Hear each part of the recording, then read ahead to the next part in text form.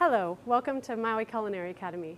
I'm Chelsie Higgins, and today I have with me Reed and Nathan, and today we're going to make for you a bûche de Noël.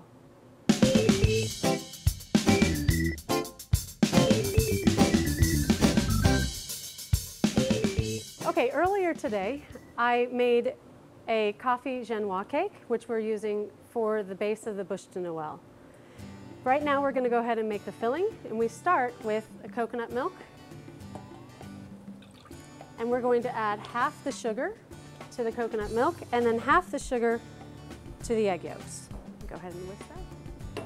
The coconut milk needs to be nice and hot with the sugar before we can introduce it to our egg yolks.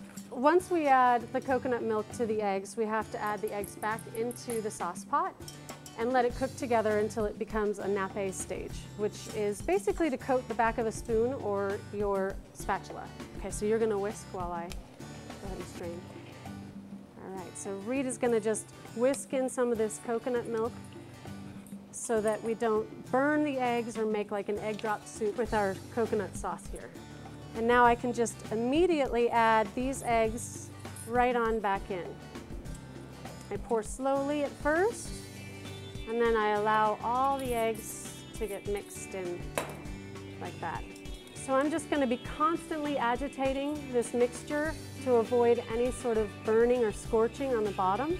Okay, and we're ready to strain. You just pour directly into a bowl that's sitting in an ice bath through a strainer, and you let it chill. So we'll let that chill, and we'll make sure that we whip our cream, and then we'll be ready to fold them all together. So I already whipped the cream to a nice medium peak, and we have a nice cool custard sauce.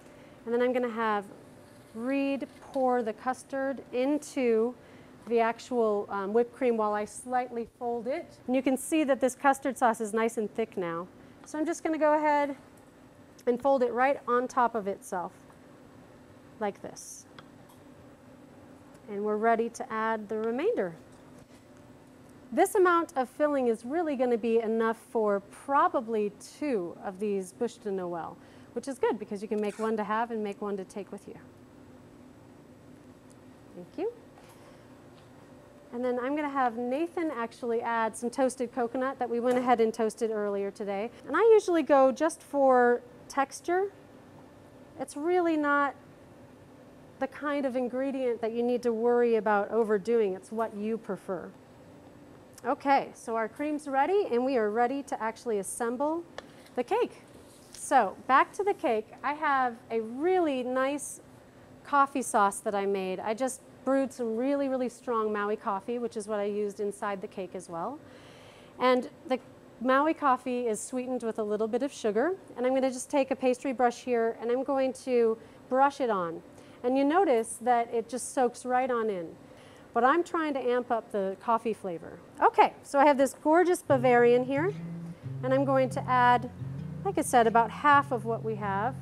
Just plop some right on top. And I have an offset spatula. So I'm just gonna smooth this filling right on top of this coffee cake. So just like that. Now we're ready to roll. So you're just going to begin by actually folding the edge, and it is very common for this cake to crack just a little bit at the beginning, but don't panic, it's normal. I'm going to use the parchment and the weight of the cake, and I'm going to just pull this parchment forward. And I can use my fingers as leverage to hold onto the cake so the cake doesn't slide. And then I can put my hands on the cake to finish the roll. Once you get this ready, you can go ahead and put it in chill for about 20 minutes. But I have one ready, so I'm going to pull that out and we can start icing now. Thank you, Reed. So here's the one that I have completed. So all I need to do is take this nice whipped up buttercream, and I'm actually going to start with more than you think you'd need. The reason is because I like to pull a lot of this off, and I'll show you exactly how to do it. So don't panic when you see me use so much of this buttercream. So you're just going to smooth this buttercream on the cake. So you notice already it should be resembling sort of a log. And now I'm going to take a piece of folded parchment. You'll notice I use parchment a lot. Beautiful. And what you're going to want to do is basically surround your Yule log here with your parchment. So I just start at the end here, and I go all the way to the sides, and I make the shape that I want, and I pull towards myself. That takes off a lot of that icing that I put on. But because it's all nice and clean on a clean piece of parchment, I can actually add that back to the bowl that I started with. You can use a really nice decorating icing comb, but I find just a regular fork that you have at home makes the same sort of idea. So what we're actually doing here is making this cake look like it has bark on it. A bûche de Noël comes from France originally. It's meant to resemble a log. Just because logs grow in nature, you can do however you like, and there's no right or wrong really. You can have fun with this. So now we're ready to actually take this onto a platter, and we're going to assemble it by making it look like it has a few branches. So I like to actually make a nice cut on the end, and this is a really good opportunity for you to try the cake. So you just take a couple of the ends off so you have a really nice clean edge here. And then the edges that I went ahead and cut, I'm going to cut on a bit of a bias here. So I'm going to do a nice slice downward. All right, so that's one of my extra branches. And then I'm going to also cut at the same angle. Looks a little bit nicer on your platter. So I'm going to go ahead and lift the cake up using my hand to help. I'm going to place it on the platter. And you can see the spiraling of the cake here on the side. So now we're going to put our log pieces on. You're going to pick up your log here, and you're just going to rest it on the side. I'm going to use my fork again to sort of make a nice seamless transition and continue down the side. So you've got one branch here, like that, okay? And then we can add the other one. And remembering, we don't have any icing on the bottom, so you're going to be choosy about how you actually position. Maybe down here, like that. And if you need, you saw we had plenty of icing, so you can always go ahead and add a little bit more, pipe some on if you need to. So here we have our tray of our bûche de Noël.